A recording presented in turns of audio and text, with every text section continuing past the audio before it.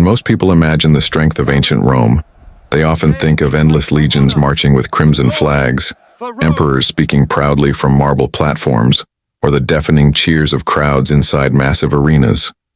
But behind these iconic scenes were the men who decided Rome's fate, the generals. In this episode, we'll explore the lives of the 10 most feared commanders in Roman history. The first is a man whose name still echoes through time, Publius Cornelius Scipio. History remembers him by a title he earned through war, Africanus, and not without reason. He was the general who finally defeated Hannibal Barca, the man considered Rome's deadliest enemy. During the Second Punic War, Rome faced disaster. Hannibal had crossed the Alps with his elephants, crushed Roman armies in battle, and was dangerously close to Rome itself. Scipio, however, refused to fight Hannibal directly on Italian soil. Instead, he took a bold step. He carried the war straight to Carthage, forcing Hannibal to leave Italy and defend his homeland. The showdown came in 202 BC at the Battle of Zama. Scipio had carefully studied Hannibal's methods. He adjusted his troops, created clever formations, and neutralized Carthage's greatest weapon, the elephants. By leaving calculated gaps in his lines, the elephants passed through harmlessly. Then, with blasts of trumpets and loud shouts, the Romans panicked the animals, turning them back against their own soldiers. When the infantry finally clashed, the discipline and positioning of Rome's legions broke Hannibal's army apart. Carthage was crushed, and Rome was saved. That victory did more than win a war. It stopped Rome's collapse and set the stage for Roman expansion into the Iberian Peninsula. Another general who left an unforgettable mark was Gaius Marius. He came from Arpinum, a town far from the privileged elite. Rising through ability rather than birth, he didn't just win battles, he changed the Roman military forever. Before Marius, only landowners could serve in the army. He overturned that rule. His reforms allowed landless citizens known as the capitae censae to enlist. These men were given weapons, training, and most importantly, the promise of land after their service. This transformation created a stronger and more professional army, but it also shifted loyalty. Soldiers began to follow the general who rewarded them rather than the Roman Senate. It was the start of a dangerous political trend. On the battlefield, Marius was unrelenting. He fought in Africa against the Numidians, but his greatest test came against the Germanic tribes, the Teutones and the Cimbri. These tribes had destroyed Roman legions and were preparing to invade Italy. Marius intercepted them and crushed them. Ancient accounts estimate that more than 100,000 enemies were killed under his command. For these victories, he was elected consul 7 times, a record no other Roman ever matched. Yet his rise also brought conflict. His growing influence clashed with another ambitious Roman, a man who would later turn rivalry into civil war. That man was Lucius Cornelius Sulla. Sulla was unlike the traditional image of a Roman dictator, born into a modest family, recognized for his sharp gaze and flamboyant appearance. He concealed a cold and calculating mind. Before taking power, he built his name as a commander in the Numidian Wars, where he assisted Marius in the capture of King Jugurtha. But allies soon turned into enemies.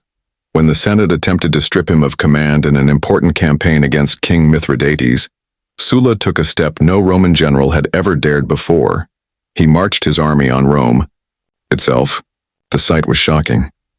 Citizens fled in panic, senators scattered, and for the first time the city that sent armies across the world was forced to watch soldiers march through its gates with hostile intent. Sulla defeated Marius and claimed power, declaring himself dictator. Traditionally, this role was temporary and only used in emergencies. Sulla changed that. With this authority, he restructured Rome. He reformed the courts, weakened the influence of the tribunes of the people, and strengthened the Senate. But what made his rule most infamous were the proscriptions. Lists of enemies condemned to death, with their wealth seized for the state. Sulla's rule introduced one of the darkest practices in Roman history, the proscriptions.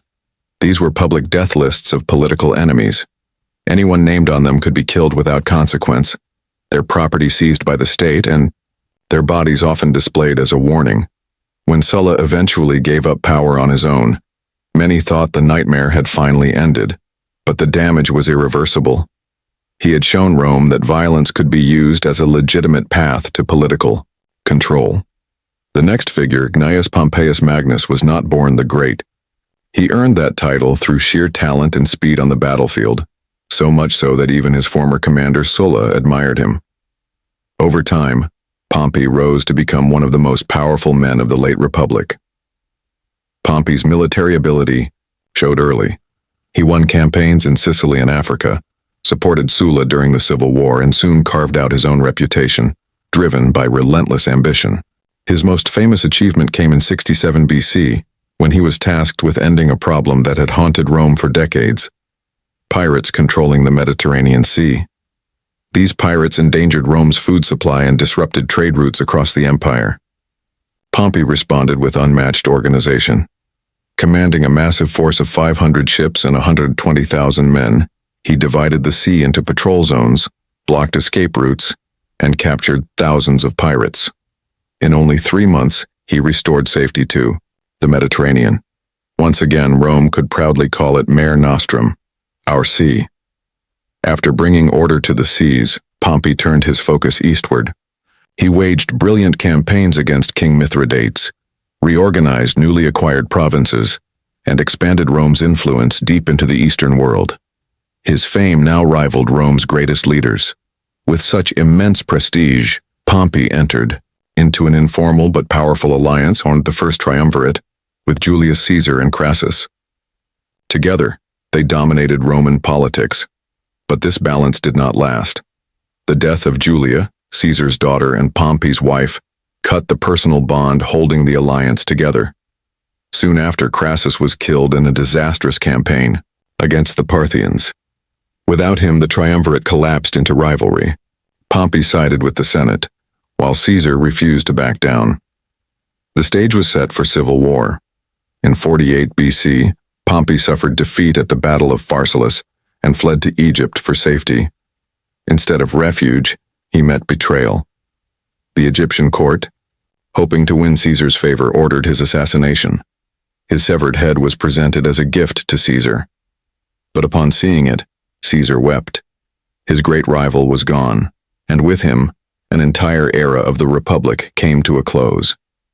Now enters Julius Caesar, a man who was not just a commander but a force that reshaped Rome forever. He expanded the empire, overturned political traditions, and in the end, paid the ultimate price for his ambition. Although his career began in politics, it was war that cemented his legacy. From 58 to 50 BC, Caesar led the Gallic Wars. With an army devoted to him personally, he fought dozens of tribes, crossed hostile forests and rivers, and achieved one of the most famous victories in history.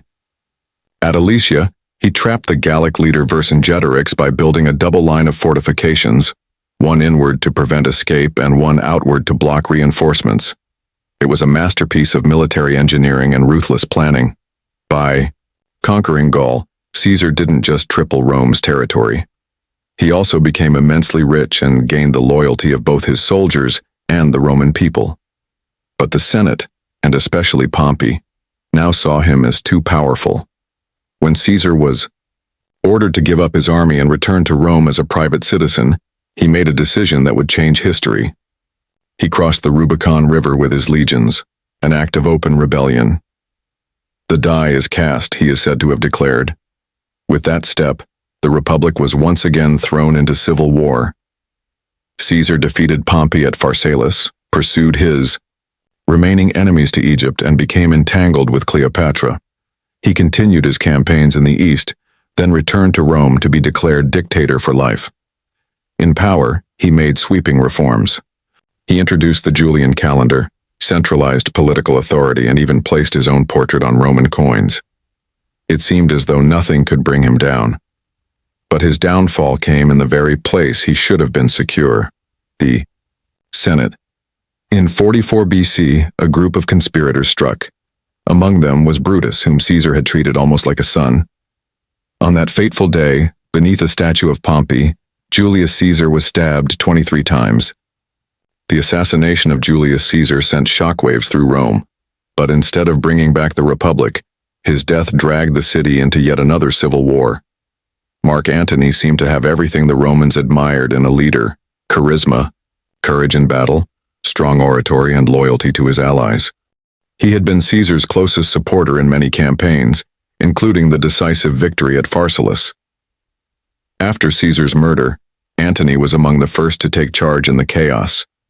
His dramatic public reading of Caesar's will turned the people against the conspirators and remains one of the most powerful political moments in Roman history. To secure his position, Antony formed the Second Triumvirate with Octavian, Caesar's adopted son, and Lepidus. Together, they divided control of the Roman world. But this alliance was unstable from the beginning. When Antony took command of the eastern provinces, he encountered the woman who would change his destiny, Cleopatra, the Queen of Egypt. Their relationship shocked Rome. To Antony, it was not only love but also strategy. He settled in Alexandria, fathered children with Cleopatra, and even declared those children rulers of eastern lands. To many Romans, this was betrayal. Octavian saw his chance. Through clever propaganda, he painted Antony as a man who had abandoned Roman values and become too closely tied to the East. The rivalry reached its climax in 31 BC at the Battle of Actium. Octavian's fleet, commanded by his trusted general Agrippa, destroyed the forces of Antony and Cleopatra. Defeated and surrounded, Antony ended his life in 30 BC. Cleopatra soon followed. Their deaths ended Egypt's independence, and with it, the Roman Republic itself. If Octavian became Rome's first emperor, it was Marcus Vipsanius Agrippa who made that possible. Agrippa was not born into privilege, but his loyalty and brilliance made him indispensable. He had been Octavian's childhood friend, but his support was more than personal. It was military, political, and practical. Where Octavian excelled in politics, Agrippa was the man of action. Whenever Rome needed victory, Agrippa delivered. His greatest achievement came at Actium. While Antony and Cleopatra relied on prestige and passion, Agrippa relied on discipline and planning. He cut off enemy supplies, isolated their forces, and personally led the Roman fleet. With daring maneuvers, he forced the Egyptian navy to collapse, ensuring Octavian's ultimate triumph. But Agrippa's legacy went far beyond war. He reorganized the army, improved aqueducts, drained swamps, built public baths, and commissioned great works of architecture, including the first Pantheon. He also secured Rome's borders during campaigns in northern Hispania and the Balkans, strengthening the empire. Despite all his power, Agrippa never sought to rule for himself.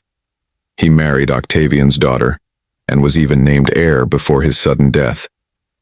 Agrippa's story proves that in Rome, true glory did not always come from a throne. Another figure who captured Roman hearts was Germanicus. Tall, admired, and skilled in battle, he seemed destined for greatness. He was the nephew of Emperor Tiberius, the grandson of Mark Antony, and the adopted heir to the throne. Beloved by both his soldiers and the Roman people, Germanicus earned his fame not by inheritance, but through action on the battlefield. After the disaster at the Teutoburg forest, where 3 Roman legions were wiped out by Germanic tribes under Arminius, Rome demanded vengeance. Germanicus led that mission.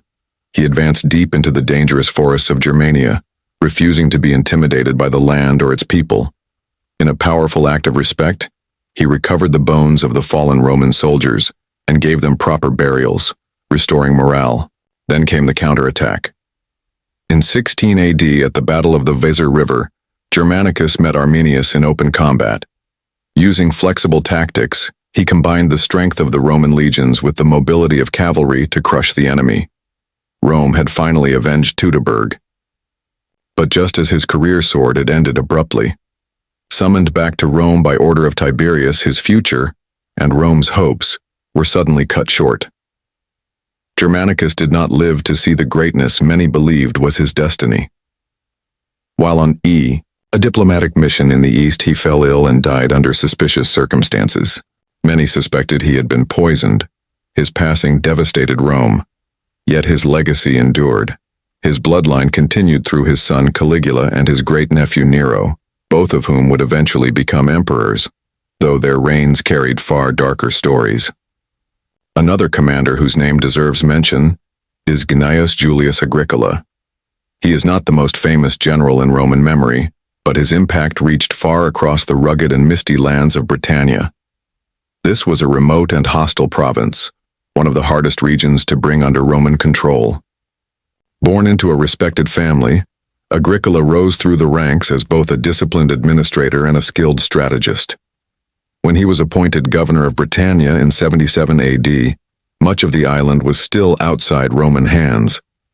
The northern tribes resisted fiercely, and Roman authority barely extended beyond the southern regions. Over the next 7 years, Agricola changed that. Through nearly constant campaigning, he pushed Rome's reach further than ever before. He built forts, roads, and strongholds, not only to move troops but also to extend Roman presence deep into enemy lands. He created military supply routes, established administrative centers, and even encouraged local tribal leaders to take part in Roman customs and politics. But Agricola was not only an administrator, he was a soldier who fought alongside his men. He marched north into what is now Scotland and faced the Caledonians at the Battle of Mons Graupius. The result was a decisive Roman victory. Roman losses were light, while the enemy suffered devastating casualties. Under his leadership, Roman naval expeditions also confirmed what had long been suspected. Britannia was truly an island. Yet, like many great generals, his success bred jealousy. The Emperor Domitian, insecure and suspicious, recalled Agricola to Rome. He was never given another command. He lived the rest of his life quietly, surrounded by whispers of possible poisoning, a fate shared by many Romans who rose too high under rulers who feared their brilliance. Next comes Drusus, the younger brother of Tiberius and the beloved son of Livia, wife of Augustus. Unlike many of his noble peers, Drusus earned his fame through his own achievements. Brave and ambitious, he led daring campaigns that pushed Rome's frontier across the Rhine River. Between 12 and 9 BC, Drusus led repeated expeditions deep into Germania. He subdued the Tenteri, Usipetes, and Sugambri, advancing Roman control as far as the Weser and Elbe rivers, regions no Roman general had penetrated before. His victories made him not only respected but also adored by his soldiers. He was admired for his fairness, his willingness to face danger directly, and for sharing the daily hardships of his troops. Drusus marched, ate, and slept alongside his men, a closeness that made him legendary in their eyes. But tragedy struck. In 9 BC, after a successful campaign, Drusus was thrown from his horse during a retreat. His injuries proved fatal. He died soon after at only 29 years old, in the prime of his life. Rome was heartbroken. Augustus wept openly, and Tiberius rode for days just to be at his brother's side before he passed away. Drusus was honored with great monuments and ceremonies, and even more. His title Germanicus was passed on to his descendants, among them his son, the famous Germanicus, and eventually even the infamous Emperor Caligula. The story of Rome is often told through emperors and senators, but in truth, it was the generals who carried the empire on their shoulders. These men of vision, discipline, and courage marched into unknown lands, made decisions in moments that determined Rome's survival, and carved out the empire's destiny. Some built Rome's glory through conquest. Others defended it against destruction. Many paid for their brilliance with exile, betrayal, or death. Yet all of them left behind legacies written into the history of the ancient world. If you've enjoyed learning about the brilliant minds behind Rome's military power, don't forget to like the video and subscribe to the channel for more. And as always, may Mars, the god of war, guide you in every battle.